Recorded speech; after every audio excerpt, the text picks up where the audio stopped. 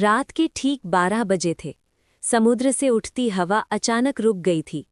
पुरी की गलियां, जो दिन में मंत्रों और घंटियों से गूंजती थीं, इस समय किसी अनकहे भय से भरी हुई थीं।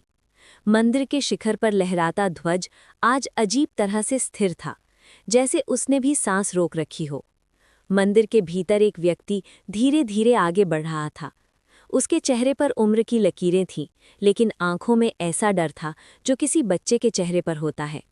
उसका नाम माधव दास था। पिछले 30 वर्षों से वो जगन्नाथ मंदिर का सेवायत था। उसने हजारों आरतियां देखी थीं, लाखों भक्तों को दर्शन करते देखा था। लेकिन आज की रात, ये रात अलग थी। आज वो पहली बार उस रहस्य के इतने करीब था जिसके बारे में सदियों से सिर्फ फुसफुसाहटें थीं। गर्भगृह के भीतर घोर अंधकार था। बाहर पूरे शहर की बिजली काट दी गई थी। दीपक भी बुझा दिए गए थे। सिर्फ मंदिर की दीवारों से आती हुई एक हल्की कंपन वाली अनुभूति थी, जैसे कोई जीवित चीज सांस ले रही हो। माधव की आंखों पर मोटी पट्टी बंधी थी, हाथों में चमड़े के दस्ताने। उसे कुछ दिखाई नहीं दे रहा था, लेकिन उसका हृदय इतनी तेजी से धड़क रहा था कि उसे डर था कहीं भगवान तक उसकी आवाज न पहुंच जाए।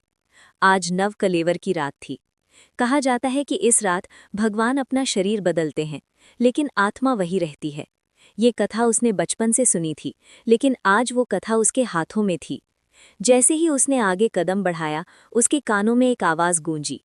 ये कोई शब्द नहीं थे, ये एक अनुभूति थी, एक चेतावनी। उसने कदम रोक दिया। उसी क्षण उसके मन में एक दृश्य कौंध गया। सैकड़ों साल पहले का एक युद्ध भूमि, घोड़े, तलवारें, चीखें और मंदिर की ओर बढ़ती हुई एक सेना। वो कला पहाड़ था। आंखों में घृणा, हाथों में विनाश। जैसे ही उसने गर्भगृह में कदम रखने की कोशिश की थी, आसमान फट पड़ा था। अंधकार ने सब कुछ निगल लिया था।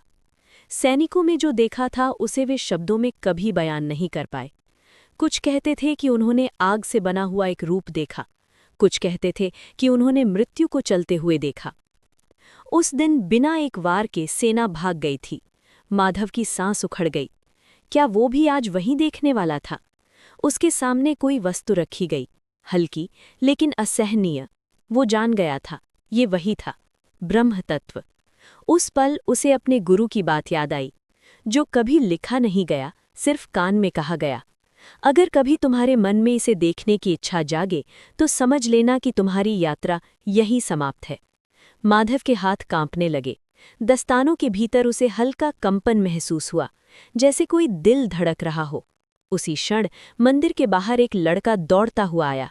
नाम था नील। वो मंदिर के इतिहास पर शोध कर रहा था, विज्ञान का छात्र। उसके लिए ये सब सिर्फ मिथक था। आज वो चोरी से मंदिर में घुस आया था। वो सच देखना चाहता था। वो जानना चाहता था कि क्या भगवान सच में जीवित हैं या ये सिर्फ परंपरा है। जैसे ही वो गर्भगृह के पास पहुंचा, उसकी आंखों ने अंधेरे में एक हल्की नीली रोशनी देखी। उसका वैज्ञानिक दिमाग चिल्लाया, ऊर्जा, इलेक्ट्रोमैग्नेटिक फील्ड। उसने कैमरा ऑन कर दिया, और तभी पूरा मंदिर कांप उठा। माधव के हाथ से ब्रह्म तत्व लगभग छूट गया। उसके कानों में अब स्पष्ट शब्द गूंजे, मत देखो। नील की आंखें फैल गईं।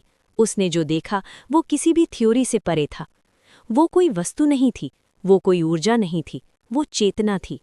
एक पल के लिए समय रुक गया। नील को लगा जैसे कोई उसके भीतर झांक रहा हो। उसके सारे सवाल, उसका अहंग, उसकी शंका, सब नग्न हो गए। वो चीखना चाहता था, लेकिन आवाज नहीं निकली। अगले ही पल वो जमीन पर गिर पड़ा। सुबह जब सूरज निकला, पूरी फिर से जाग चुकी थी। घंटियां बज रही थीं। भक्त दर्शन के लिए कतार में थे। नील को मंदिर के बाहर मिला। सांस चल रही थी, लेकिन आंखें खाली थीं। डॉक्टरों ने कहा कि वो जीवित है, लेकिन उसका मस्तिष्क किसी और ही लोक में अटका है। वो अब न विज्ञान की बात करता था, न भगवान की। बस एक वाक्य बार बार दोहराता था, वो यहाँ है।